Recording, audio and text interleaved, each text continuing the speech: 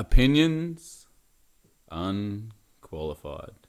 Welcome to this week's show. I'm very happy to be here, as always, with my Superman co-host, Sam. How are you, Sammy? Good, mate. How you doing? Good, man. Good, man. Actually feeling a lot better than I usually would after a grand final weekend, which is nice. But I felt weird to watch a grand final at night time to start with. Usually it's a midday kickoff in Perth and 2 o'clock over east, and this year it was 4:30 start, and I'm still undecided if I like it or if I didn't like it, but I think I'm a bit of a traditionalist at times, but yeah, but I had a good weekend. How about you, Sam?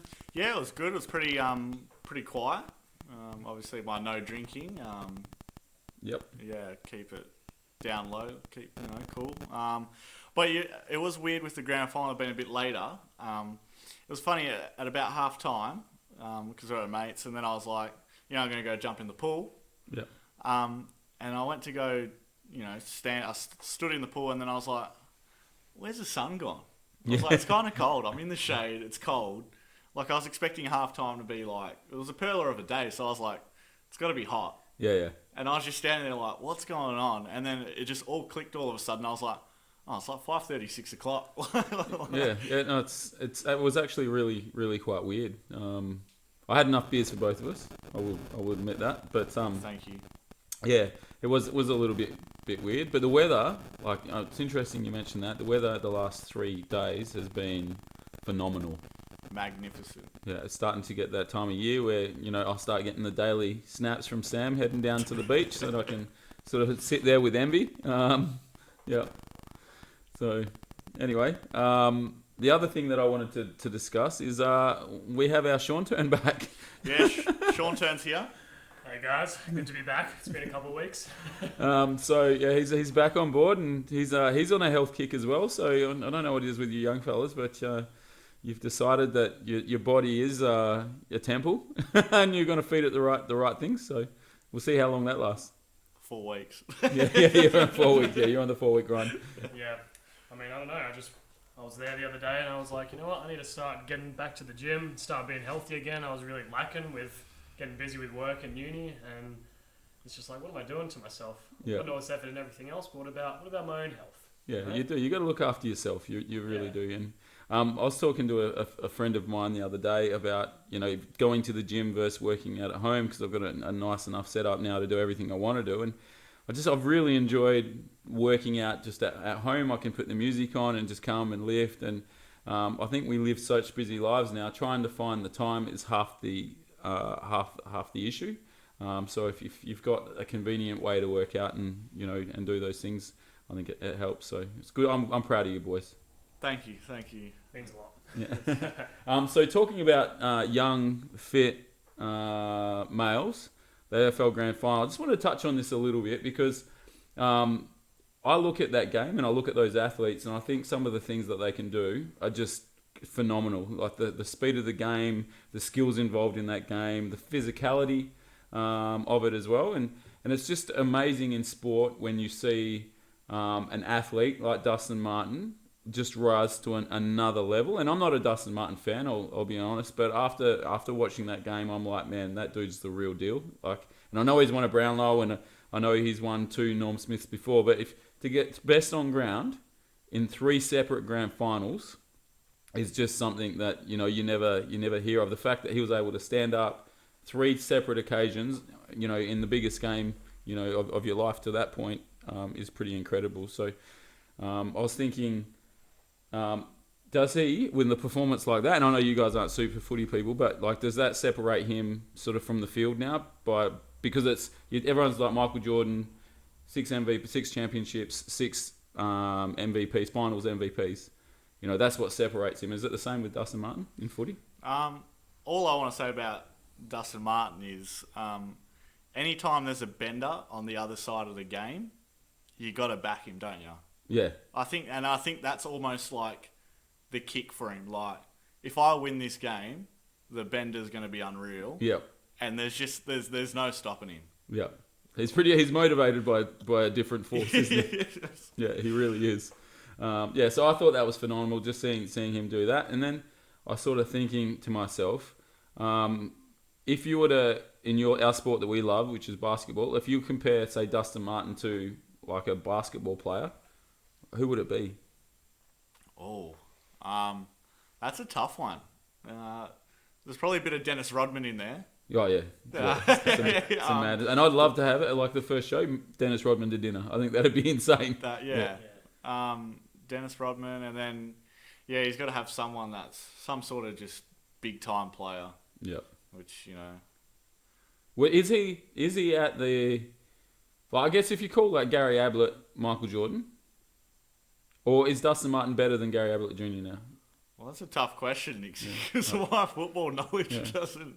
Yeah. Anyway, Yeah, it doesn't extend that far either. I heard Ablett's dad is the son of a legend. So. Yeah, he's God. He's God. His dad's nickname was God. So, and I think he's better actually than his dad was. So he's got to be pretty good. Yeah, right. Anyway, how about before that? Yeah, Sorry. Yeah. How crazy was that? Like minute patch in the first quarter, where every player just fell down and yeah, and then the streakers came through as well with clothes on.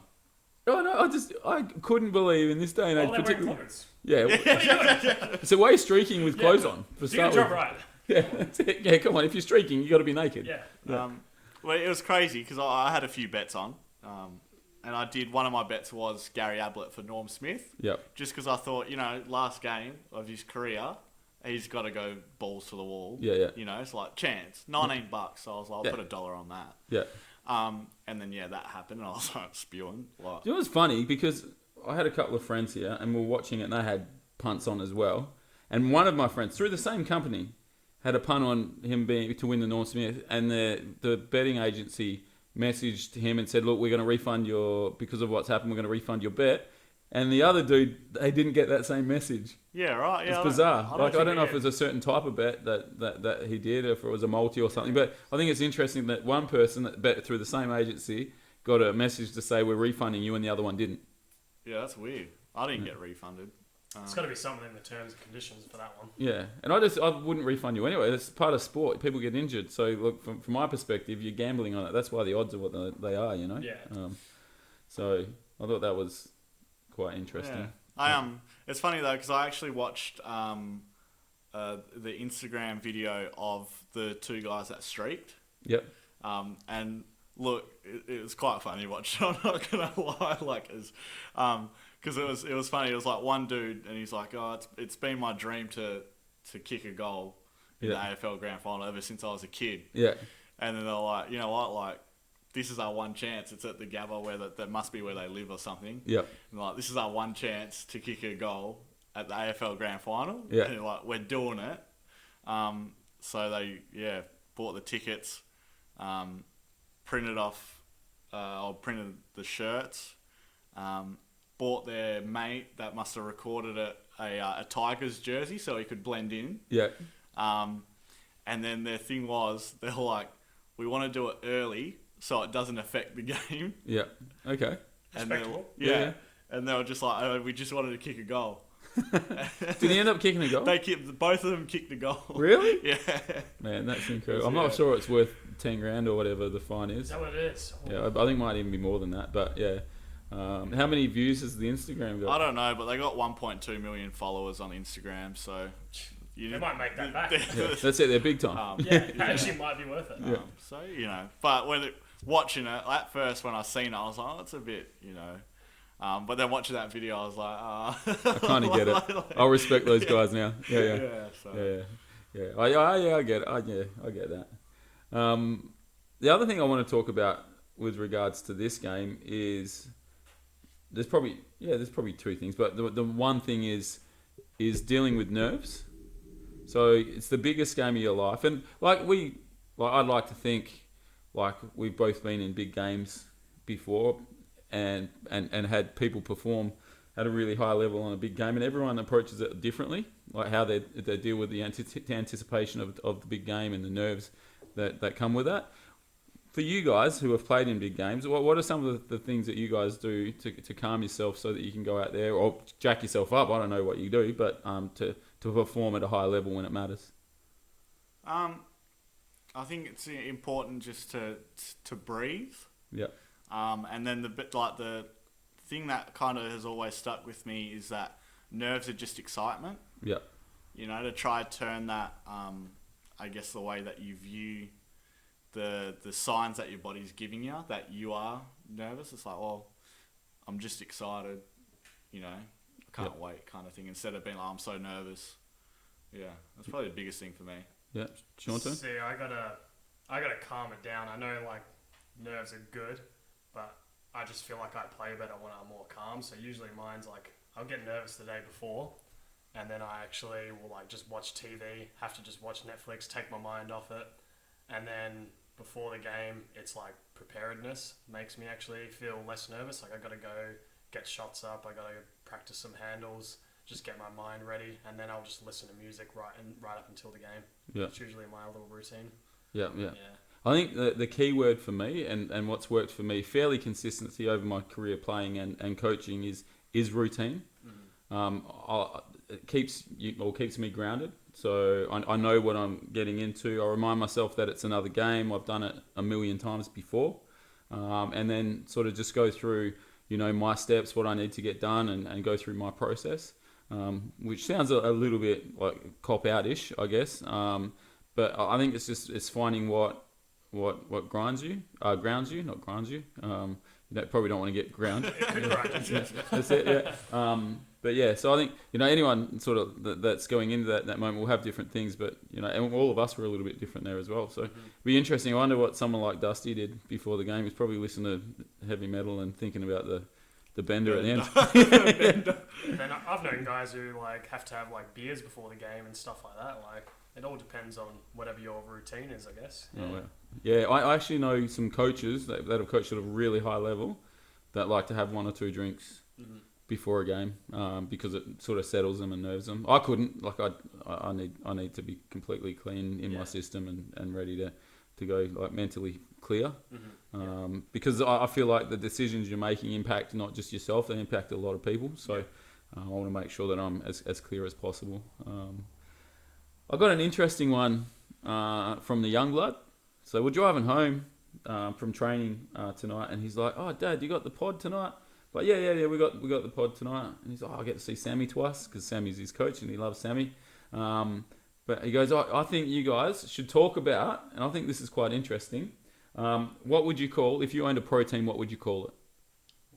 All I want to say first of all is I'm very happy that the question has evolved from your favourite hat to or your jumper to a question that's a little bit more out the box kind of thinking. Yeah. Do you know what he said after it? He goes, "Big brain in here." And he pointed to his head and he's like, "Yeah, big brain in here, Dad." Right. Yeah, all right, son. Yeah. So I've been thinking about it. Like, does it depend on the sport that you're in, or you know, or is it more to do with the city you're in or the location you're in? I feel like it's a mixture of all of it. Yeah, I think if you got a good name, it can work in anything. Yeah. But if you've got let me change it. If you've got a great name, it will work in anything. If you've got a good name, it's probably got to relate or, you know, work with the sport. Yeah. So yeah. Well, no, because I think, and I'm a Fremantle supporter in the football, and I think that's passed down from my dad, and now Kyan's a Fremantle supporter and whatnot. But I think the Fremantle Dockers is a terrible name for a sporting team, and I support them. But it's like when that first come out, well, what's a Docker? Like, I know Fremantle, there's the port history, you know, but it's very boring. Yeah, it's like what is this? And then like GWS come out and they're the Giants. I'm like, yeah, that's a sick name. Yeah. You know, yeah. So yeah, I don't know. I think it can impact just the way you're perceived externally. The name of your club can impact the way that you're perceived externally. When I was playing footy when I was younger, our Ellenbrook team used to be called Ellenbrook Eels. And then we changed to Ellenbrook Dockers because we wore like the same similar jerseys to like the Fremantle Dockers. Yeah. And I'm like, why did we change to Dockers? Eels was way cooler. Yeah. And it had alliteration, Ellenbrook Eels. It was great. Yeah. I don't know why we changed to Dockers. What are we doing? Yeah. Yeah. Yeah, I don't get that either. Yeah, so let's just say, because we're basketball guys, we don't talk about basketball on the show a lot, but if we had a basketball team, what would you... Before we go on our own, Yeah. What do you think about the new Tasmania team with jack jumpers? And that probably. Oh man, I just jack jumpers. Are you serious? It's an ant, isn't it? I don't even know. ant? That's what I mean. I don't even know what a jack jumper is. Like, It sounds like an insect. Yeah, I don't know, but yeah, very interesting. but did you see the names that they had? Like, there was 4 of the worst names that ever that they were. Yeah, They had nothing to work with. Why wouldn't they go with the Tassie Devils? I know there's been a Tassie Devils team before, but that's Tasmania Devils. Everyone knows that. That's badass. Yeah. yeah, Like, that's true. It's not broke. Why fix it? Yeah, Yeah, just go with it. that's it. Yeah. So yeah, I don't know. Jack jumpers. Yeah, I don't even know how they came up with that.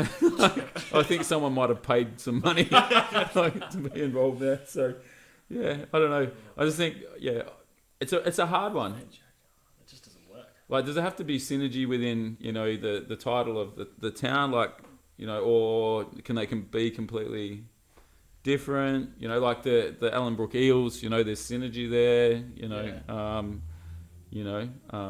and Ellenbrook Dockers makes no sense at all because you're inland. I know. They're nowhere near a dock.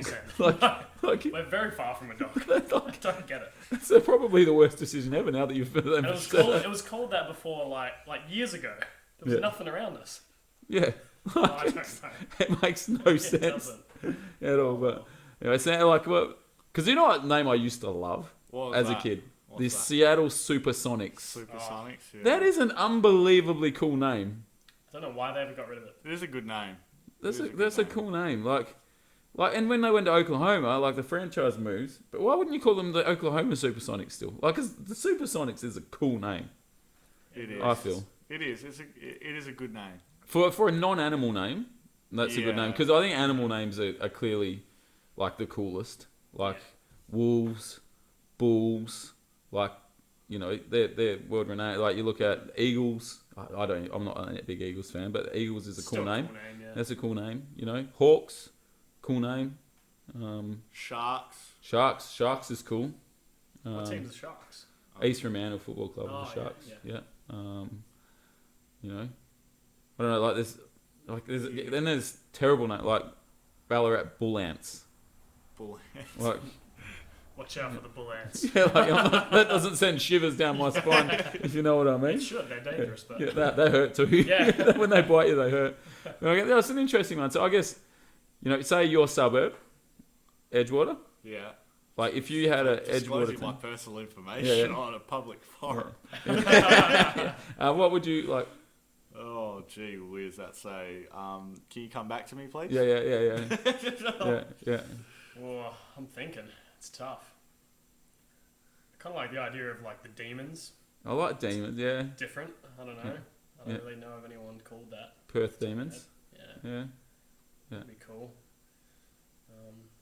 Because I think like everyone's trying to be edgy and different. Like, is it better just to have like Bulls Bang, or is it like you have to create something weird like Supersonic? Like Supersonics is weird, so it's like, but that's cool. Like but teams go the other way. Like they think, I've got to be edgy and call yourself Jack Jumpers. Yeah, it's a fine line, isn't it? I think you got to go something different. Yeah. If you want to, you want to stand out a little bit. Yeah. Get like people thinking like, oh damn, like, why has no one else ever thought of like naming the team that? Yeah. Kind of thing. I don't know. Maybe something to do with like space. Yeah. The satellites. Flaming, The satellites. flaming meteors. Flaming Meteor. That's actually a cool name. I like that. I used to Flaming know a Meteors. team called Malaga Meteors. Yeah. Oh, That wasn't a bad little name. Yeah. Okay. Yeah, that's cool. Yeah. One of the coolest names I've ever heard was a social team, and there's all sorts of social teams, but there's a bunch of guys that worked at Dale Alcock Homes, Yeah. and they called their basketball team All Cock and Balls. I was like, that's like as in Dale Alcock. I thought that was a cool name. Yeah, that's class. Yeah. And I think like names like the Tropics and things. But anyway, we could go on forever about that. Yeah, I feel like we should try come up with our edgiest name possible and then come back next week and say what we came up with. Yeah, so say if we had an Opinions Unqualified team, so we have to come think of the best name, Opinions Unqualified something. Okay, Yeah. Got you. Yeah, and let's have like a little history behind it and why we called it that. No, Yeah, gotta have a story. Yeah, a little story. Yeah, Really behind. All right. sell it. Okay. Yeah, cool. I like that. So this doesn't come in handy for you, Sam, but you bought us. Well, I think this is interesting. Like it does come in handy for me. it will eventually after 4 weeks. But what you've bought, I'd never heard of this before. Yeah. So obviously everyone knows Seantern by now. World famous winner of our competition, and we were talking actually on the night that we presented the shirt to Seantern, and he came and talked to me about this drink called body armour.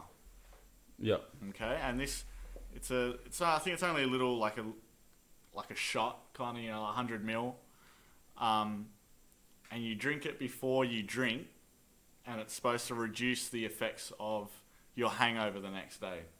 And for me, that is like world changing. Imagine. Yeah, I just like, yeah, because not everyone, a lot of people love a drink, Mm. but you limit what you do because the next day can be challenging Yes, definitely. sometimes. Challenging. Yeah. So if you had like a pre-cure, it's like a immunization for drinking, like that's pretty insane. That's dangerous actually, if it works. Yeah, so it's interesting because when we were first talking about it, they hadn't made their way over here into shops, so you had to buy it online. Yeah.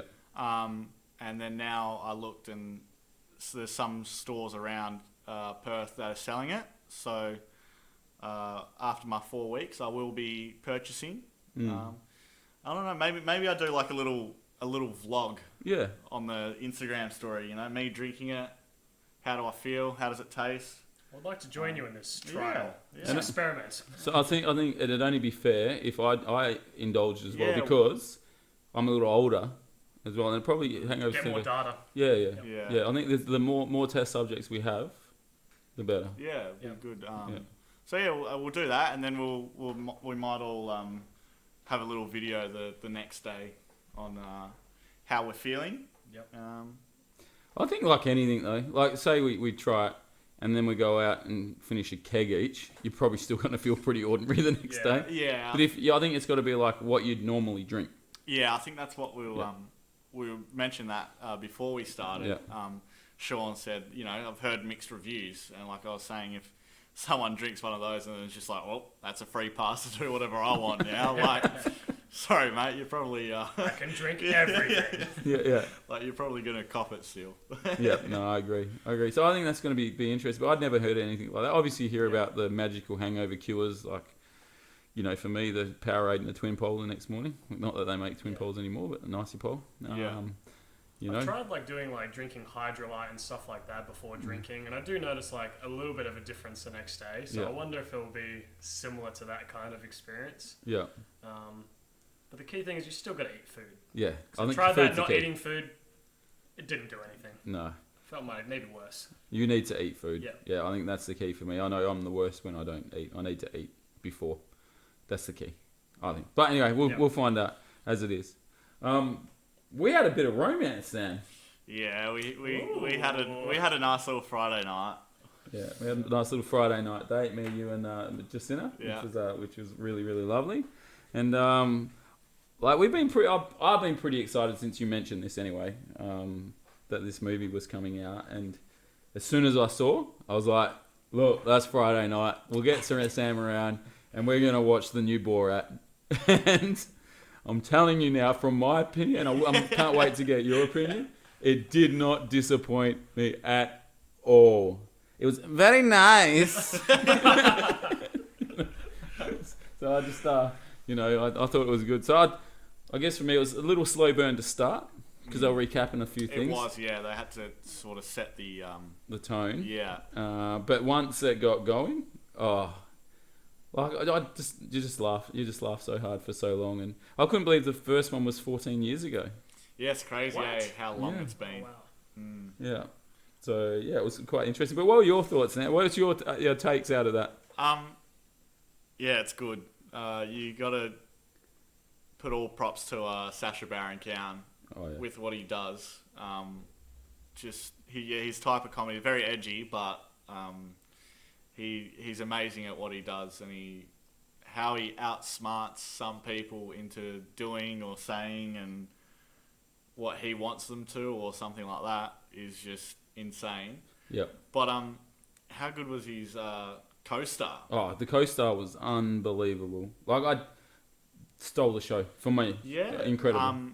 I seen a headline today saying that she should win the what's a Golden Globe or something? Yeah, an Oscar. An Oscar, I think. Yeah, for her performance. Because I'm not sure what her career rundown is. Whether she's done much sort of comedy stuff, because that stuff is a totally different thing to acting. Yeah. Well, I think because it's introducing when I think in the credits, so I don't think she's been in much or if anything at all, because she was pretty special.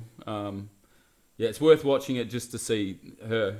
Like, she's really, really, really good, and just some of the I don't think it's not the sort of movie that you can wreck by talking about what's in it, because things will just jump out at you and you'll just be like, oh my lord, I just can't believe they did that. Yeah, it's not. Yeah, you can talk about it without ruining the plot. Yeah, and there's like little things like there's a scene in a women's group. Yeah. And like one of the funniest lines ever is just one of the random ladies there is like, oh, "I'm so glad you're here." Little things like that just make you laugh. And when you watch it back, you think, well, now that doesn't sound too funny, but you watch the scene and then this lady's so shocked at what she's done that they make these funny little comments. So I think it's definitely worth. I don't think it was as confronting as the first one. No, probably not. Maybe because we've watched the first one, but if anyone's 14 years old now, but anyone's seen the naked scene, like that was one of the most in-my-face things I've ever seen in my life. Yeah. And I don't think there was a moment like in this, but I thought this one overall was funnier. Yeah, it's a tough one, really. I'd have to watch the first Borat again just to really refresh it. There's so much I don't remember about it, eh? Yeah, so if you are going to watch the new Borat, maybe watch the first Borat before. Yeah. Just to refresh yourself and whatnot. Yeah, I think it'd be worth it. There's a few moments within the second one that relate to the first one as well. But they do a pretty good job of recapping the start as well. They do so you could just go straight to that one if you haven't seen it yet. Yeah, and then watch the first one after if you want, kind of. Yeah, well, the first one is really in your face. Yeah. 14 years ago. Yeah, and it was sort of like, I guess the first one was sort of like watching Jackass for the first time. I mean, the first time you watch Jackass and you're like, these guys are doing some stupid things. Yeah, but after you see a few of them, you're like, well, yeah, they're just doing the same stuff, but just differently. Yeah. Then the shock factor's gone. Yeah. And I think they did enough in this second one to keep it interesting without it, because it was the same, but it wasn't the same. Like the character's the same. Yeah. But there was enough in it to go, well, this is pretty funny. Yeah, it's good. It's good. Very good. Well, I had a lovely day anyway. I thought it was lovely. I really enjoyed it. So it was one of my better nights, Friday nights, with no drinking. Yeah, it was good. Yeah, a cup of tea. No, I had a couple of glasses of wine. Yeah, you did. You offered me a wine. I said no, sorry. I had to politely decline. Yeah. Stay true to your word. Exactly. Yeah, it was nice wine too. I'll be honest.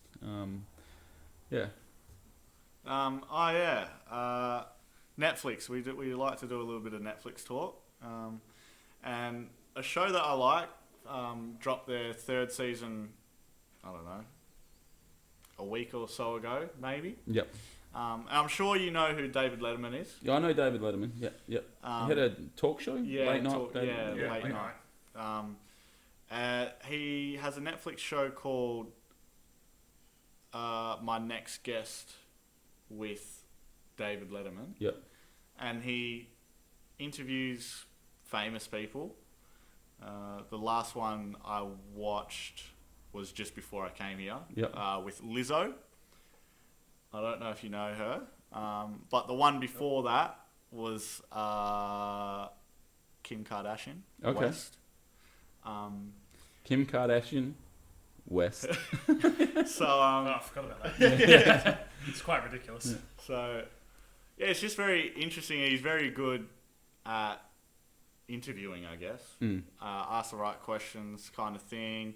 Get different perspectives on that person's life, what made them kind of be who they are. Yep. And then they also do like little... So they have the interview and then they'll cut to like a part where they're doing something somewhere else and the interview's like a roaming interview kind of thing. Yeah, okay. Yeah. So it's like more casual than when it's just the sitting down with Yep. the crowd. Yep. So it's very interesting. It's good to watch.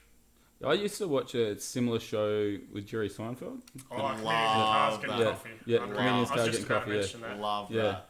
Yeah. Which was pretty, like, that was similar. So they get in the car, just like an informal type chat.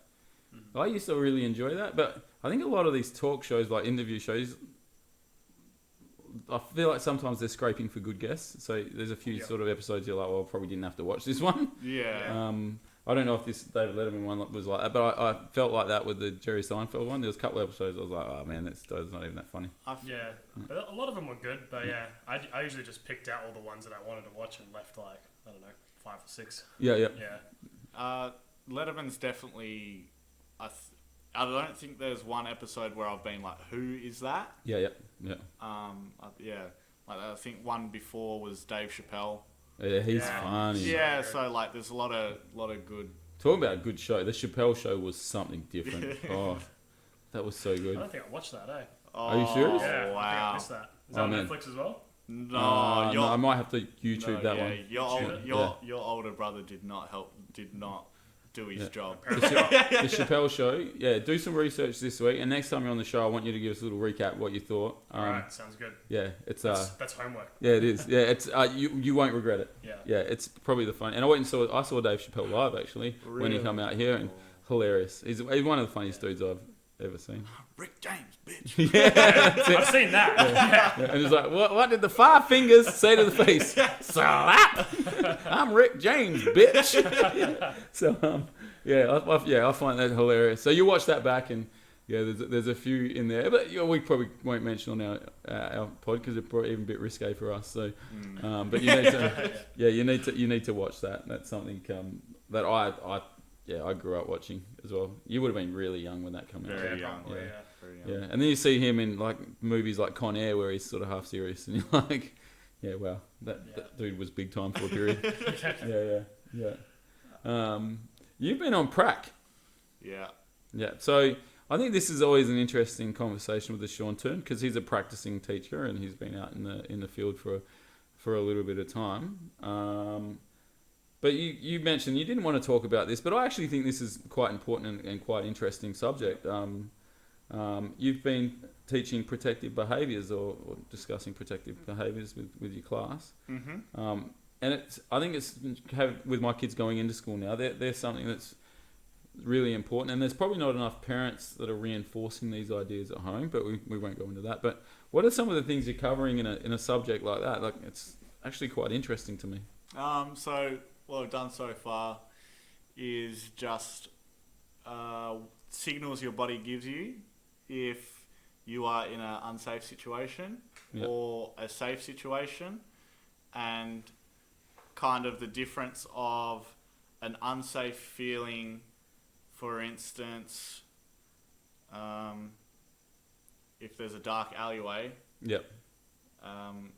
You get that feeling of, your heart starts beating or whatever. It's probably not a good idea to walk down there. Yep. While going bungee jumping, you're going to get the heart beating, you're going to get that unsafe feeling, but it's kind of a situation that you put yourself into knowing that you're going to be pretty safe. Yep. Recognising that. So just recognising danger, recognising the signs when you could Yeah. potentially put yourself at harm. Like what your body signals. Yeah. So like hair standing up on the back of your neck and the shiver down your spine and those sorts of things. Yeah. And then I guess there's the other side of the thing as well. Like when you feel like it's a safe environment, how your body goes the relaxed and your lower heart rate. And So we did that, and then kind of a place where you feel comfortable or safe, and So when you're talking to these kids about those sort of things, obviously there's the, the conversation about, who you can talk to, stranger danger, and, all of that sort of stuff. But this sort of encompasses a bigger picture than that. So do you sort of try and paint pictures and scenarios for them, or do that you get like the kids to come to you and say, look, this is an environment where I feel.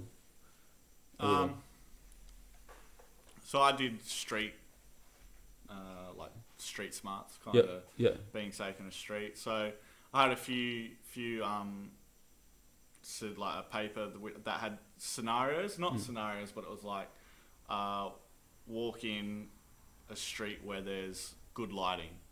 Yeah. So then I said, imagine you're walking in, the dark kind of thing, and then there's a street that you see that's dark, but that's like a shorter way home or wherever you're going, or there's a well lit street that might be a minute longer, but you can kind of see what's going on, and then it's like have a think. What do you reckon? I'm taking the shortcut. What way? Every day. Yeah. If it's a minute less walking, I'm taking that shortcut. So, it's I just think like you talk about those things. What if a student comes to with like a real life scenario that's like out there and in your face, like it's sort of like, well, then I guess a duty of care comes in, doesn't it? And you have to take it a bit further.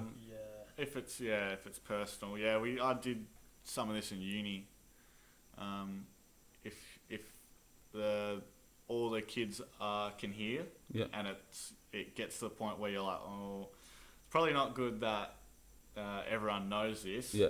That's when you literally just got to be like, that's enough for now. Yeah. That's that lesson done, or this is the activity that we're doing. Let's get started, and then you have quiet dialogue, and then you're probably going to have to report it to someone higher up to you. So that's pretty much what happens like at our school. High school is obviously a little bit different, but we have like our own student services little section. So if a teacher gets some sort of information like that, they'll contact like the year coordinator or the youth worker that works at the school, and then they kind of go in, deal with the interviewer, make sure everything's okay, and then see if they have to go any further, maybe referral to a school psychologist and stuff like that. Yeah. So it all depends on the situation. If it's anything to do with like child abuse and that, then you have to fill out the mandated reporting. Yeah. Yeah. So it's a whole thing. Yeah. And then crazy, what I was just thinking of then, because our school just had guest speakers come in for like cyber safety. Yeah. So like Sam in primary school is dealing with teaching them about protective behaviours, reading danger and that. And then now in high school, even when they come in as year 7s, they've got to deal with danger on the web, which we never had to really deal with in high school. So currently year 7s to 9s are the most likely people out of all age groups to get scammed. Really? Yep. So I think in Australia, I can't remember the number off the top of my head, something like $2.1 million people got scammed off gaming. Yeah. And mainly year 7s to 9s. Wow. Which is just insane because they're just getting taken advantage of, because unlike adults, they don't know how to filter it. Yeah. So it's a bit wild that we have to think about that kind of thing at such a young age these days, because it's just getting younger and younger every year. Yeah. I know, it's insane. It's insane what, like I've got a 1-year-old that knows how to use my watch, like flicks through it, and so obviously not exactly what they're doing, but like just they're so used to seeing screens and computers and information comes at them so fast that that doesn't matter how young they are, they can get through it. And a lot of kids like 7 to 9 that have a gaming account have some sort of credit card or something connected to that account. So yeah, it's scary. It is actually scary. And then the scammers now know that like adults, if they get scammed, they report it. Yeah. Whereas kids don't, because they're afraid they're going to get in trouble by their parents. Yeah.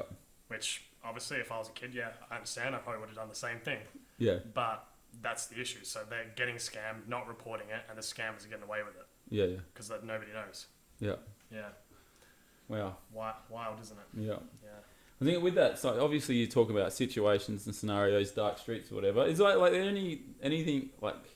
Is there any teaching about when the creepy guy comes in the room, like you get a feeling about a person and you feel unsafe around like a person in general, like because I know even me, and I'm a pretty big bald bearded dude. Sometimes a dude walks in the room, I'm like, oh, this dude, I'm not going down a dark alley with him.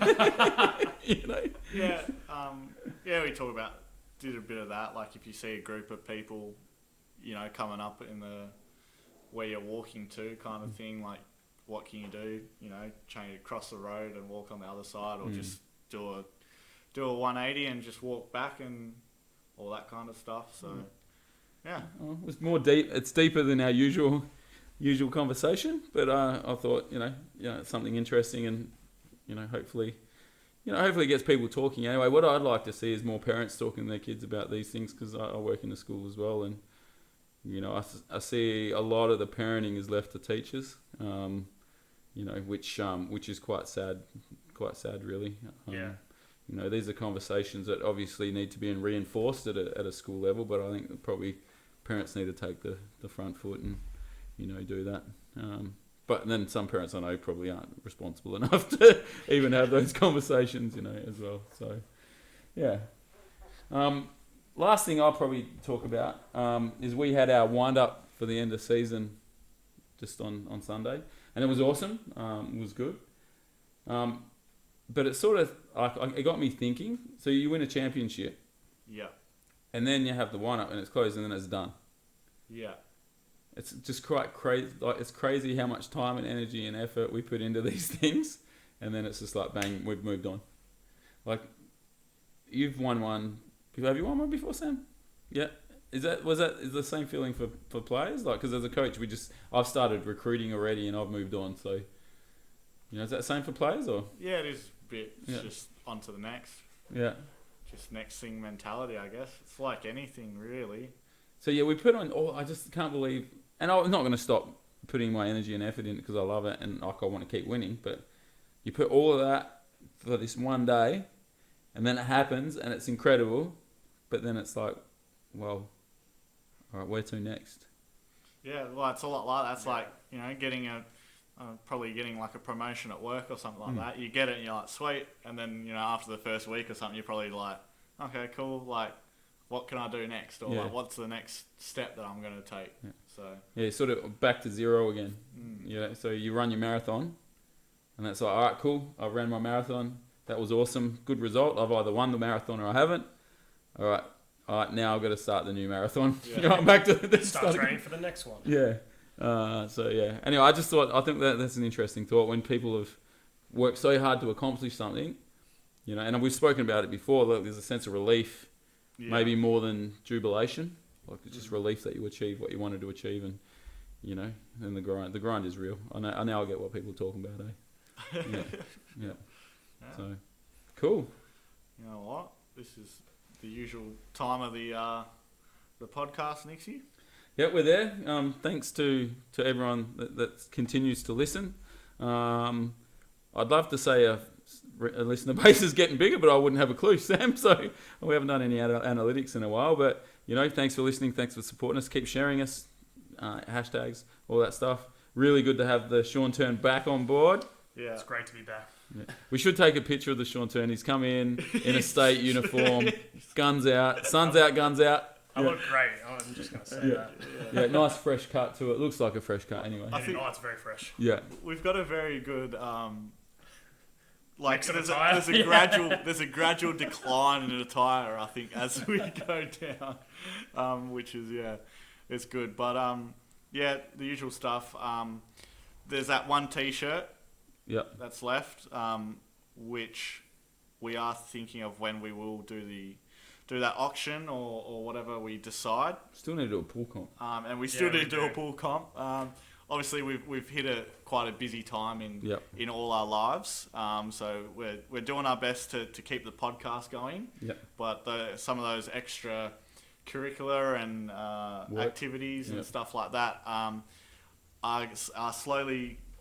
They're just on the back burners for the minute, but before you know it, that will come all back to the forefront. And yeah, Cool. All right. take it easy. Yeah, be honest. Yeah. Sure. Yeah.